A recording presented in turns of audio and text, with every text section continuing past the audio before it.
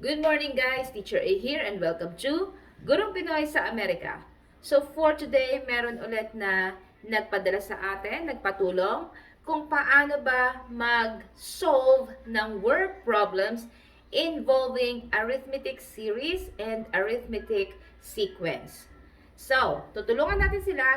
Meron tayo ditong 3 examples about those topics. Isosolve natin yon isa-isa. Okay? So again, our topic is word problems involving arithmetic sequence and arithmetic series. So pardon my voice, medyo may sakit lang ng konti. Nagsasakit-sakitan lang ng konti. Okay? So number 1. The pile of firewoods has 25 logs in the bottom row, 24 logs in the next bottom row, 23 logs in the third bottom row, and so on with one less log in each row until the top row, which consists of a single log. So, how many logs are there in the pile? So, naka-hilera by row, wherein pinakamababa 25, then 24, 23, 22, 21, and so on and so forth. Ang pinakataas niya ay 1, and then ilan lahat yung log na nandun. So, yun ang tinatanong sa atin. So, sa pagsosolve ng given na word problem, i-apply natin yung, since ang hinahanap natin ay how many logs are there in the pile, yung total number of logs. So therefore, gagamit tayo dito ng arithmetic series na formula. So isulat muna natin ang given. So yung pinaka bottom row, merong 25 logs. And then yung next ay 24. And then, followed by 23. And so on, wherein ang last na row ay may 1 na log. Okay? So, given tong sequence na to, tong set of numbers na to, i-identify natin. So, yung ating a sub 1, yung ating first term ay 25. And then, yung common difference natin, kung mapapansin nyo, kapag sinubtract natin sila, that's 1. Okay? Common difference is 1. And nakasulat naman dito. So, with 1 less log in each row. So, kada row, nababawasan ng isa. And then, ang n natin, ilan lahat ng rows? Of course, meron tayong 25 rows. There. So, ano ang hinahanap natin? Hinahanap natin yung sum ng 25 na rows ng log. Okay? So, para makuha yung sum, the formula to be used is S sub n is equal to A sub 1 plus A sub n over 2 times n. So, yun ang formula.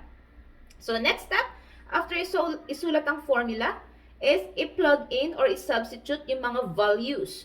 So, S sub n, yan yung hinahanap natin. So, isulat pa rin natin siya. S sub n equals, ang A sub 1 natin, ang first term natin ay 25. Plus, A sub n natin, yung pang 25 na row, ay 1. Over 2 times n, ilan lahat ng rows? 25. Yan. So, solve natin siya. So, S sub n is equal to 25 plus 1 ay 26 over 2 and then times 25. So, S sub n is equal to 26 divided by 2 ay 13 times 25. Therefore, ang sum ng mga logs sa lahat ng row ay 325. So, 13 times 25 ay 325. So, therefore, there are 325 logs. Okay? If you want to check if your answer is correct, actually, chinek ko siya, minano-mano ko siya, inad ko siya isa-isa. So, 25 plus 24 plus 23 plus 22 plus 21 and so on and so forth hanggang yung last number ko ay 1 and that will give us still the same answer which is 325. Okay? Ganun lang kasimple. Example number 2. So problem number 2. During a free fall, Alan jumps 18 feet, 26 and 34 feet respectively. If he continues to jump at this rate, how many feet will he jump during his 9th fall? Okay, so ang given naman natin is about arithmetic sequence. So hinahanap natin yung pang 9th na number. Okay? So first step again is isulat natin yung given. Yung ating set of numbers. We have 18 followed by 26, 34, and then sabi, it continues at the same rate. So, kung ito yung given natin, i-identify natin isa-isa yung mga kailangan natin sa formula. A sub 1, which is the first term. Based sa given, that's 18. Next, D, yung common difference. Check natin. 26 minus 18 ay 8. 34 minus 26 ay 8. So, same rate. So, that means yung mga susunod dito, 8 din ang common difference. So, we have 8. And then, ang N natin, ilang fall, pang ilang fall? 9 falls, pang 9th fall. So, therefore, N is 9. And then, after writing down the given, second step is write the formula. Para makuha yung pang 9th na fall niya, yung height, the formula to be used is A sub N is equal to A sub 1 plus N minus 1 times D. So next step, plug in the values. So A sub N, which is pang 9, so A sub 9 is equal to, ang A sub 1 natin, ang first term natin ay 18, plus, ang N natin, 9, minus 1, times the common difference, which is 8. So, solving the right side of the equation, we have 18 plus 9 minus 1 is 8 times 8. Multiply muna following the order of operation. So, we have 18 plus 8 times 8 ay 64. Therefore, ang A sub 9 natin ay, so 18 plus 64 is 82. So, therefore, yung height sa 9th fall is 82 feet. Yan. Now, if you want to check if your answer is correct, again, ginawa ko siya ng mano-mano, manually. So, ang first fall ay 18 plus 8. Ang second fall ay 26. Followed by 34. Yun ang given. Plus 8. That will give us 42. Plus 8. So, yung panglimang fall niya ay 50 feet. Plus 8. Pang-anim ay 58.